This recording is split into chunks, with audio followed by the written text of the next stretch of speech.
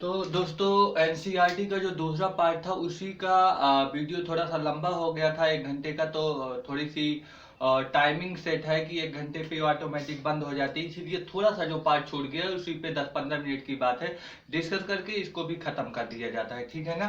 तो हम आपको बता रहे थे कायांतरिक चट्टान के बारे में। कायांतरिक चट्टान के बारे में तो जो कायांतरिक चट्टान के बारे में बता रहे थे उसमें हमने किसके बारे में चर्चा कर लिया था, चिकनी मिट्टी के बारे में बात कर लिया था। चिकनी मिट्टी की जब बात कर लिया हो तो इसी के बाद एक और उदाहरण आता था, किसका हम बताते हैं। एक है आपका चूना पत्थर का। किसका है? चूना पत्थर का। जो चूना पत्थर होता है वो किस में चेंज होता है? आपका चूना पत्थर संगमरमर में चेंज होता है। किस में चेंज होता है? संगमरमर में। और चिकनी मिट्टी किस में चेंज होता है? ये आपका स्लेट में चेंज होता है। तो याद रखना, जो कायांतरिक चट्टान होती है, कायांतरिक चट्टान के जब आपके उदाहरण पूछा जाएगा तो उदाहरण में आप चिकनी मिट्टी और चूना पत्थर, चिकनी मिट्टी का किस में परिवर्तन होगा? स्लेट में होगा। और चूना पत्थर का परिवर्तन किस में होगा? संगमरमर में होगा। आपके बुक में दिया गया है आगरा का ताजमहल, ये किससे बना है? संगमरमर से बना है। वो संगमरमर किसका उदाहरण है? कायांतरिक चट्टान से, यानी कि कायांतरिक चट्टान का उदाहरण है। यानी कि वो कायांतरिक चट्टान जो संगमरमर से बना है आपका आगरा का लाल किला, वो पहले उस पत्थर को पहले चूना पत्थर में हुआ करता होगा। उस चूना पत्थर पे क्या हुआ था? ताप और दाब जब बढ़ा तो वो ताप दाब बढ़ने से वो चूना पत्थर किसमें बदल गया? संगमरमर में बदल गया। और वही संगमरमर को फिर लाया गया, किसमें इस्तेमाल किया गया? आपका आगरा के ताजमहल में। इसी तरह से लाल किला का अगर हम बात करें तो लाल किला आपके बुक में दिया गया है। वो लाल किला यानी कि वो एक पत्थर है, किस कलर का है? पत्थर लाल पत्थर है। और वो लाल पत्थर कैसा है? बालुआ पत्थर। जब भी आप लाल किले के पत्थर में देखेंगे तो उसमें बालू टाइप की चमकते रहते हैं। कभी ध्यान से देखना, कभी जाने का अगर मौका मिले लाल किला तो आप लोग देखना, उस पत्थर में लाल तो होंगे प्लस उसमें छोटे छोटे बारीक बालू जैसे चमकदार रहते हैं। तो लाल बलुआ पत्थर होता है। कैसा होता है? लाल बलुआ पत्थर होता है। जो लाल किला बना है लाल पत्थर से है, यानी कि लाल बलुआ पत्थर है। और लाल बलुआ पत्थर का मतलब किससे बना है? तो ये आपका जो बलुआ पत्थर का उदाहरण होता है, हमने आपको बताया था कि ये अवसादी चट्टान होती है। कैसी चट्टान होती है? अवसादी चट्टान होती है। तो आपके दोनों चीजों का हमने क्लियर कर दिया कि जो लाल किला है और जो आपका ताजमहल है वो किस चट्टान से मिलकर बनी है। और हमने शैल चक्र के बारे में आपको अच्छी तरह से बता दिया था। शैल चक्र क्या होता है? इसका मतलब शैल चक्र का एक शैल का दूसरे शैल में परिवर्तन, यानी कि जब अग्नेय चट्टान है, अग्नेय चट्टान का अवसादी में परिवर्तन, अवसादी का रूपांतरित में परिवर्तन, फिर रूपांतरित का आग्नेय में परिवर्तन। तो इस हिसाब से एक चट्टान का, एक शैल का आपस में दूसरे में बदलना ही यह एक चक्र बन जाता है। इसे ही हम लोग क्या बोलते हैं? इसे हम लोग शैल चक्र बोलते हैं। तो शैल चक्र की बात हो गई थी, पूरी तरह से हमने ये सभी चीजों को समाप्त कर दिया था। फिर एक बात आता है आपका किसकी? खनिज की बात आती है। तो देखिए, जब खनिज की बात और कर लेते हैं तो खनिज हमारी पृथ्वी पर सबसे महत्वपूर्ण पदार्थ है। तो लिख सकते हैं कि सबसे महत्वपूर्ण पदार्थ होता है क्या? सबसे महत्वपूर्ण पदार्थ होता है क्या? खनिज जो होता है बहुत महत्वपूर्ण। क्यों महत्वपूर्ण है?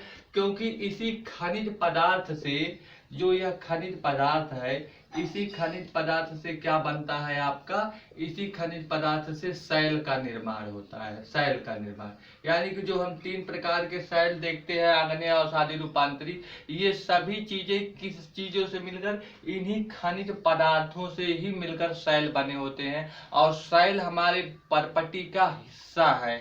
तो शैल का मतलब पत्थर हो गया, पहाड़ हो गया, चट्टान हो गया, ये सभी शैल हैं।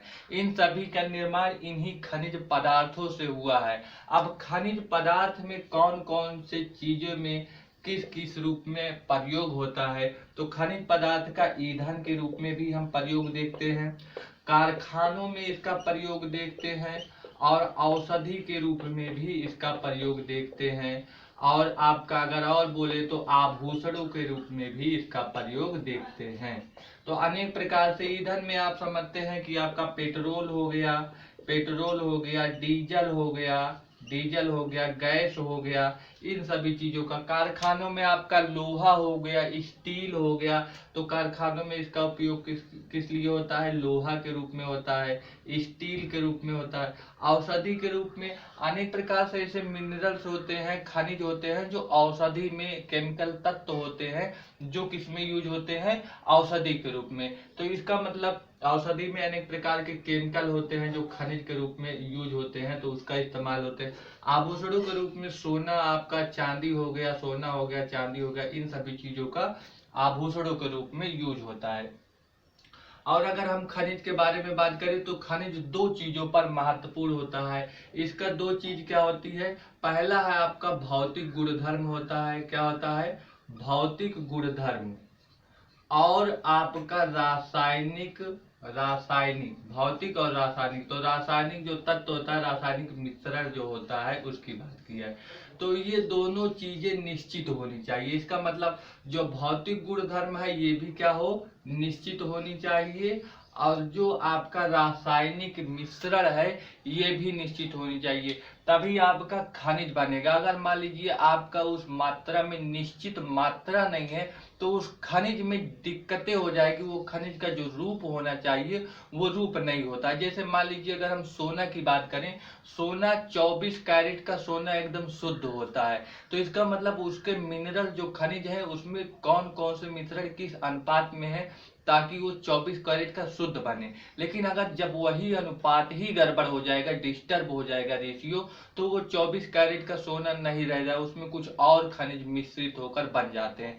तो एकदम प्योर खनिज वो नहीं रह जाता है। तो यही बात कर रहा है, उसमें निश्चित रासायनिक मिश्रण होना चाहिए और उसका निश्चित भौतिक गुणधर्म होना चाहिए। किसकी बात कर रहे हैं? खनिज की। तो खनिज हमारे लिए महत्वपूर्ण है। यह एक प्राकृतिक पदार्थ है। क्या लिखेंगे? कि यह एक कैसा पदार्थ होता है?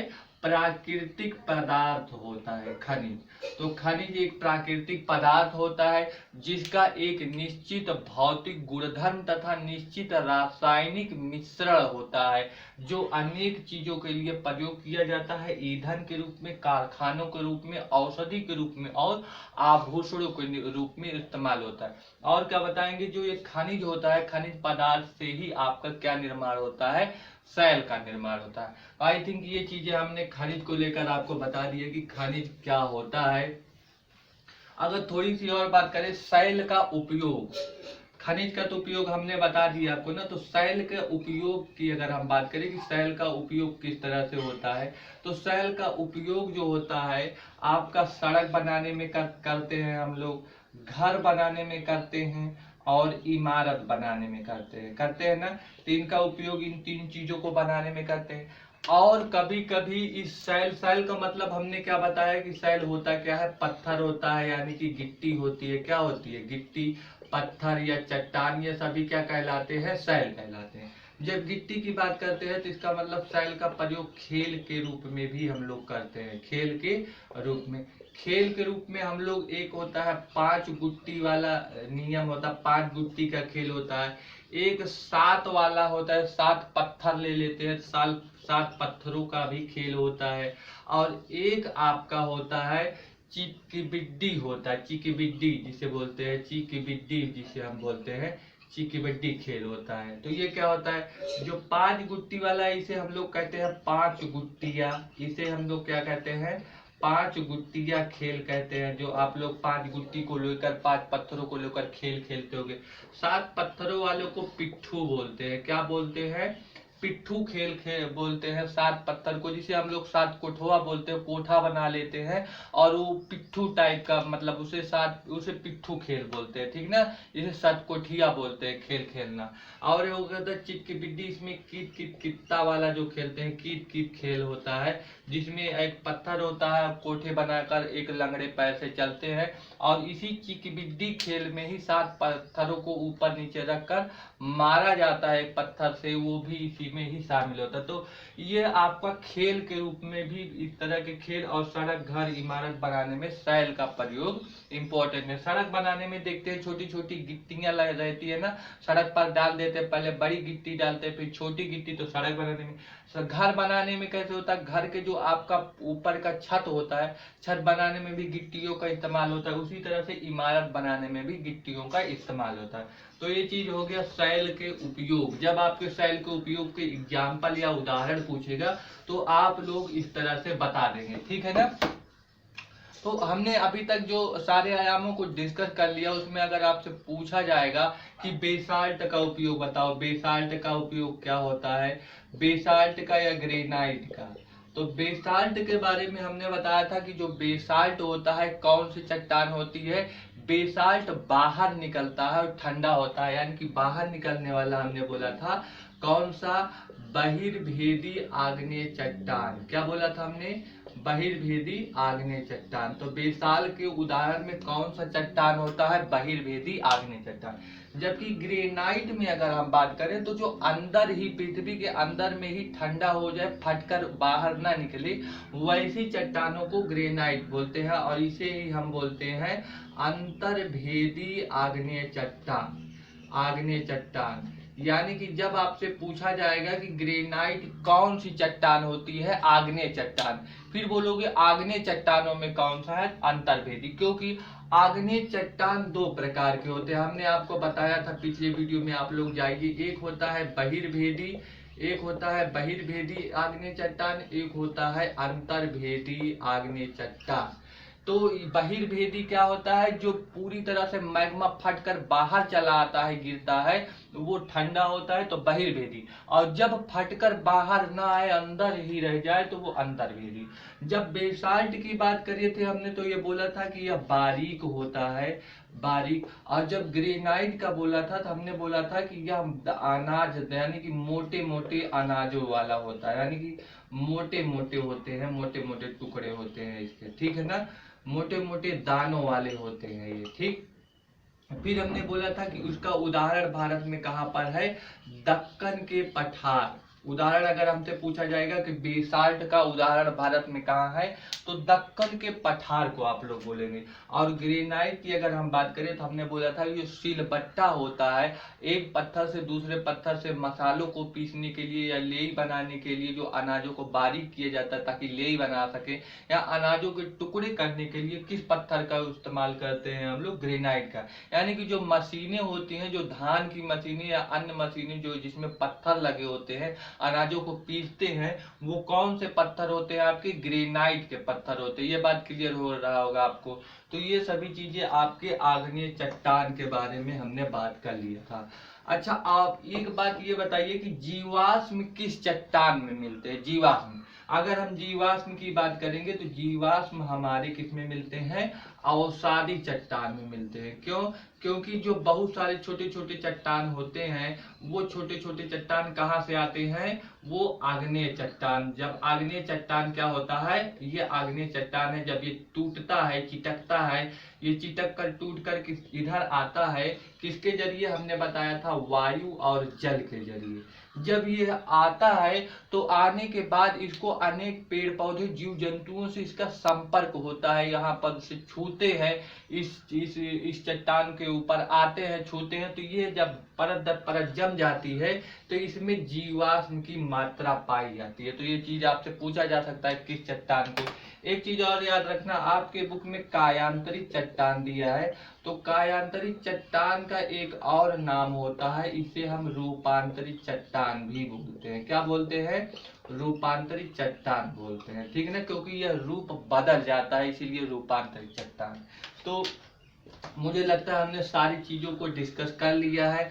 शुरुआत में हमने किस तरह से हमने भूमिका में बताया था आप लोग की, पृथ्वी जो होती है, पृथ्वी हमारी गति करती है, गति करने के बाद गतिशील है।